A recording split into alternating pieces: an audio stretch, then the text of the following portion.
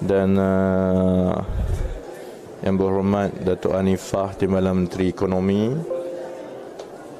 Datuk Nur Azmi Dirun Ketua Setiausaha Kementerian Ekonomi, Datuk Dr. Zunika Muhammad Timbalan Ketua Setiausaha Kementerian Ekonomi, dan rakan-rakan media. Ini adalah sesi reaksi media yang pendek selepas pembentangan Kajian Separuh Penggal Rancangan Malaysia ke-12 oleh Yang Berhormat Perdana Menteri sebentar tadi.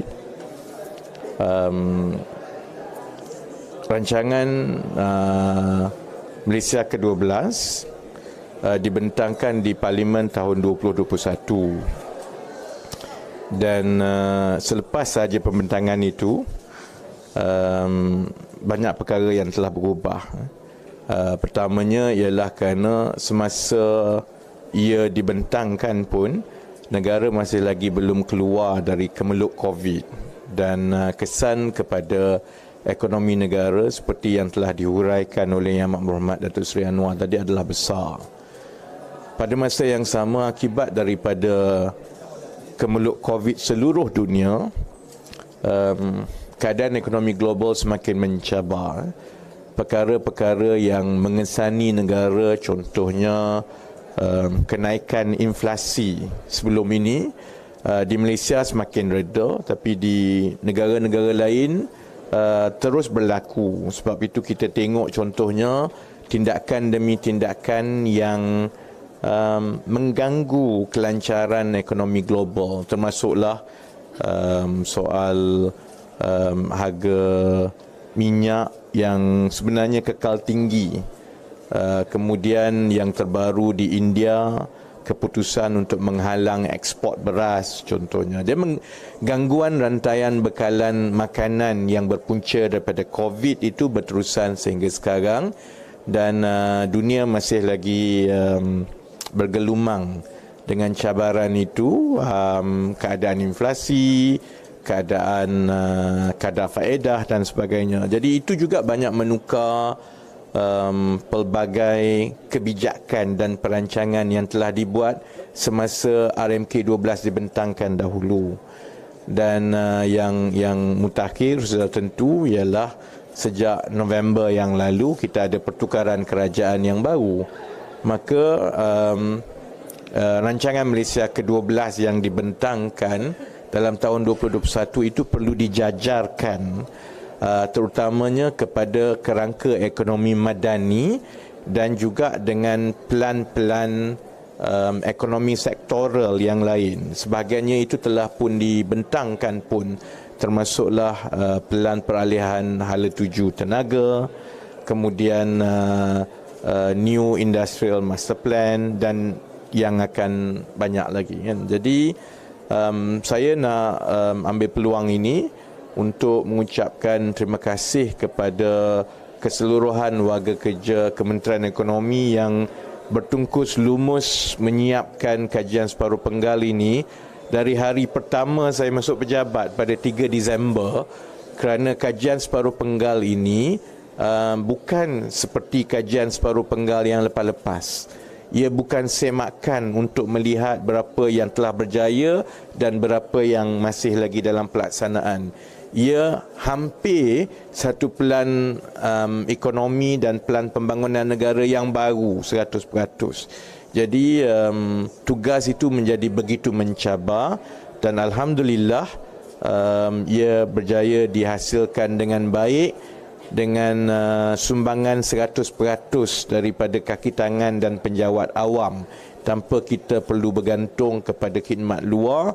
Walaupun perkara-perkara yang dimasukkan perancangannya itu banyak melibatkan perkara-perkara yang teknikal dan rumit, dan bagi saya itu adalah satu kebanggaan dan juga menjadi penanda aras yang meyakinkan kita bahawa perkara seperti ini kemudiannya akan boleh diperturunkan kepada kementerian-kementerian lain dan insya-Allah akan dapat dilaksanakan. Akhir sekali, saya pasti kandungan di dalam rancangan Malaysia ke-12 kajian separuh penggal ini akan terus mendapat perhatian dalam tempoh yang terdekat ini, kerana ia adalah satu pembentangan dasar yang menyeluruh yang pertama daripada kerajaan perpaduan.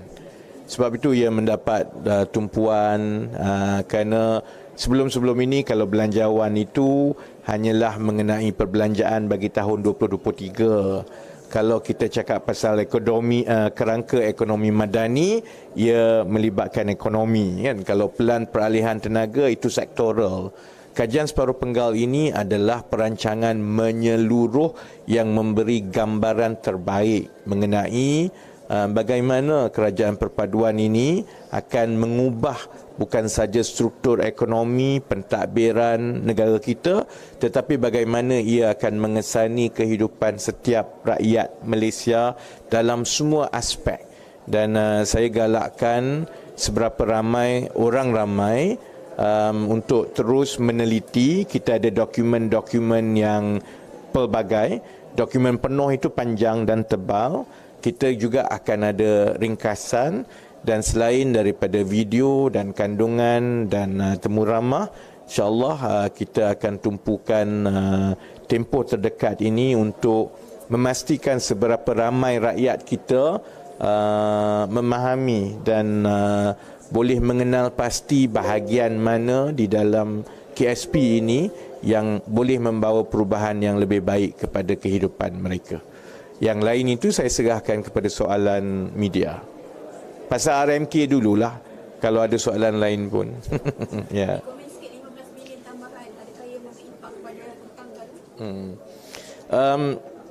Bila kita semak balik kan, semasa RMK12 dibangunkan tahun 2020-2021 dahulu, memang had itu diletakkan kepada 400 bilion. Tapi kita mengambil kira contohnya banyak perkara-perkara yang betul-betul mengesani rakyat itu yang tidak termasuk di dalam 400 bilion tadi. Contohnya tumpuan Yang Amat Berhormat Perdana Menteri untuk memastikan tak ada sekolah daif, jalan-jalan dibaiki dengan baik, klinik-klinik daif tak ada. Ini semua bukanlah penekanan utama dahulu. Tapi sekarang ini menjadi satu sasaran penting kepada kerajaan, dan sudah tentu ini memerlukan peruntukan tambahan. Sebab kita kena teruskan perancangan yang baru yang sedia ada, tetapi soal kemudahan rakyat yang asas seperti itu juga perlu dibiayai.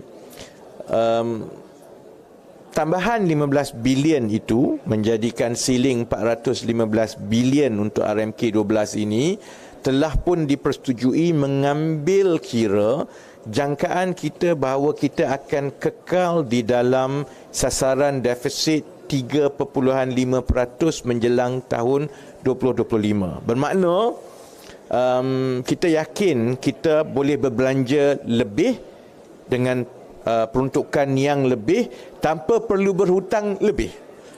Itu insya-Allah berhasil daripada sumbangan pendapatan yang lebih baik daripada hasil kerajaan dalam tempoh 2024 dan 2025. InsyaAllah hasil daripada pertumbuhan ekonomi yang lebih baik, tetapi ia juga hasil daripada pembiayaan dan perbelanjaan yang lebih teratur di peringkat kerajaan. Jadi dengan tata kelola yang lebih baik, kita yakin bahawa walaupun 15 bilion itu satu tambahan, 15 bilion itu adalah penjimatan daripada pelbagai perbelanjaan sedia ada yang kita boleh alihkan kepada perbelanjaan pembangunan untuk 2 tahun akan datang. Jadi memang ada perbincangan yang panjang. Kita yakin sebenarnya kita boleh kekal dengan defisit 3.5% yang bermaksud itu bukanlah borrow and spend. Sebaik yang mungkin ia akan datang daripada hasil dalaman dan penjimatan dalaman. Dari segi hasil juga kerajaan nak dapatkan hasil yang lebih banyak. So hasil sekarang kan macam cukup-cukup. Tax regime awal. Kalau tengok KSP di bawah bahagian kemampanan fiskal, Satu tumpuan kerajaan ialah untuk melebar dan menambah hasil pendapatan kerajaan. Tumpuan kerajaan sekarang ialah untuk membangunkan dan mengoperasikan cukai keuntungan modal, capital gains tax. Jadi sebagai hala tuju dasar fiskal, memang RMK12 dan KSP ini memberi tumpuan untuk menambah dan menstabilkan hasil kerajaan, supaya bukan saja kita dapat hasil yang lebih tinggi, tetapi sumber-sumber hasil itu lebih pelbagai supaya dia lebih mampan. Cuma perincian itu, selain daripada yang telah dimasukkan di dalam dokumen KSP hari ini, perincian itu akan datang dalam tahun-tahun yang akan datang, kerana ia melibatkan keputusan semasa kerajaan dari semasa ke semasa. YB, subsidi bersasar pada tarikh tak bila nak dilaksanakan dan apa mekanisme dia, IC ke ataupun cash? Kalau tengok pendekatan yang kita ambil dari segi hala tuju dasar yang dijelaskan di dalam KSP, kita memberi penekanan kepada penggunaan dan pembangunan satu pangkalan data sosioekonomi isi rumah yang bersepadu melalui padu. Pandangan saya ialah, dan itu jugalah strategi yang diambil oleh kerajaan, soal mekanisme untuk mengagihkan subsidi bersasar. Soal itu boleh diputuskan oleh kerajaan pada masa yang sesuai hendak dilaksanakan, kerana itu soal pendekatan. Yang penting ialah kita ada satu pangkalan data yang menyeluruh, yang memastikan kita mengurangkan risiko kececeran. Jadi garis masa pelaksanaannya ialah padu akan mula diuji November 2023, dan insya-Allah rancangannya akan mula dibuka kepada orang ramai untuk pengesahan kedudukan sosioekonomi mereka dalam bulan Januari 2024, dan setelah padu diuji dan telah disahkan dan kita mencapai sasaran isi padu, maklumat isi rumah, maklumat isi rumah telah berada sepenuhnya di dalam padu, maka itu akan membolehkan kerajaan membuat keputusan bila hendak memulakan subsidi bersasar. Tapi kalau kita tengok garis masa itu, apabila padu sudah mula beroperasi dan dibuka kepada orang ramai dalam bulan Januari 2024, pandangan saya ialah insya-Allah proses ini akan mula dilaksanakan. Maksudnya program subsidi bersasar insya-Allah akan bermula dalam tahun 2024. Kaedah dan mekanismenya itu sama ada pindahan tunai, sama ada berdasarkan kad, sama ada di PAM. Yang itu semua tu akan diputuskan dari semasa ke semasa, kerana keutamaan kita sekarang ini adalah untuk memastikan maklumat sosioekonomi setiap isi rumah itu lengkap di dalam padu. Itu sebenarnya lebih penting daripada membuat keputusan nak pakai IC ke, nak pakai direct transfer ke akaun ke, nak pakai PAM. So that is our focus now lah. Hasil, ada anggaran tak berapa banyak tambahan hasil akan dicapai? Hasil yang mana? Tambahan kerajaan akan lebih banyak, akan tambah. Sorry, earlier you said there will be an extra revenue.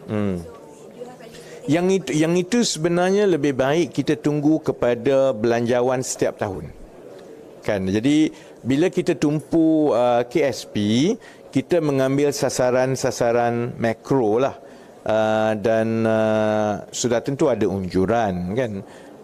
Dan untuk KSP kali ini contohnya kita tengok unjuran untuk 2023, 2024, 2025. Kita tengok belanja mengurus unjurannya berapa, dan berdasarkan itu kita rasa kita ada ruang untuk tambah 15 bilion lagi kepada siling perbelanjaan pembangunan keseluruhan tanpa kita tergelincir daripada defisit 3.5%. Tapi sebaiknya saya ingin mengelakkan daripada memberikan unjuran yang berbeza-beza kerana kita dah dekat dengan belanjawan bulan depan. Jadi sebaiknya saya ingat lebih baik soal fiskal, iaitu unjuran pendapatan tahunan kerajaan. Soal fiskal ini biar angkanya itu datang satu sahaja secara rasmi daripada Kementerian Kewangan.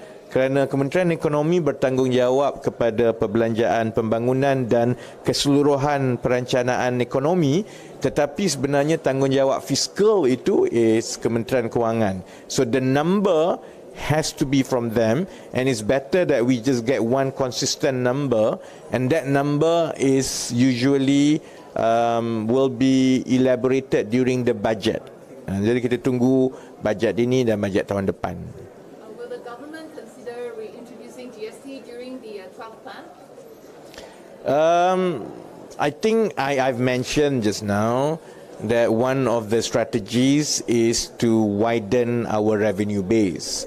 And we are focusing on developing and rolling out capital gains tax next year in 2024. Of course, government will stick to that strategy, and we will be open to going through whatever ways we can to achieve that fiscal sustainability through a wider revenue base. Whether it's going to be capital gains tax, whether it's going to be GST, whether it's going to be any form of direct or indirect taxes, I prefer to keep that strategy open, and then we will decide on case-to-case basis, on year-to-year basis. So any announcements with regards to whatever new tax, whatever new revenue, that will be made by the finance minister from one budget announcements to another. The 12th plan is based on oil prices at what price? What is going? Sorry? Based on oil prices at what? At $70 a barrel. What is the 12th plan calculating the oil prices at? No, it's year to year, of course, there will be a crude price assumption on year-to-year basis, you know. And for 2023, when MOF prepared the budget, is based on one assumption. 2024, MOF has its own assumption. 2025 as well. Now, we don't, I mean, it's not the place of Kementerian Ekonomi when we develop this to meddle with that. So the fiscal number comes from MOF. So we look at what is the fiscal space that we have, how far, and we can stretch the fiscal space, hence the decision that we can add 15 billion extra. But the assumptions about the crude price and so on, that is done by MOF. And as I say, all this very detail should be elaborated during the budget announcement from time to time. Because otherwise, we will be throwing numbers here and there. And the focus of the midterm review and 12th Malaysian Plan is on the macro policy, not so much. And so I also don't want to be dragged into as if this is a budget announcement, because budget announcement is next month, you know. So I think when the time comes, we'll go through whatever the assumptions, what the numbers, because the purpose of RMK12 and what we put to Parliament today is that it provides the high level parameters. The growth is at this number. Spending on infrastructure and developmental expenditure is at this number.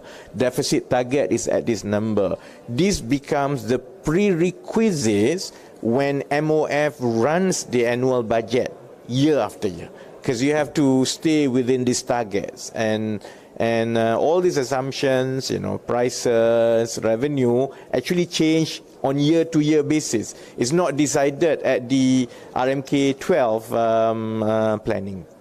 I just want to know, are we on track to achieve the RMK12 targets in terms of growth? Because you said high-income nation is within reach by 2026 if we can keep 4-5% growth, right? Are we on track? In business and in life, it's a question we all ask again and again. Who's there cuts right to the core of identity and security, and choosing a partner to help you navigate it all. But what if you didn't have to ask? What if you could just know? What if who's there wasn't a question at all, but an answer? Well, that's where we come in. We're SailPoint.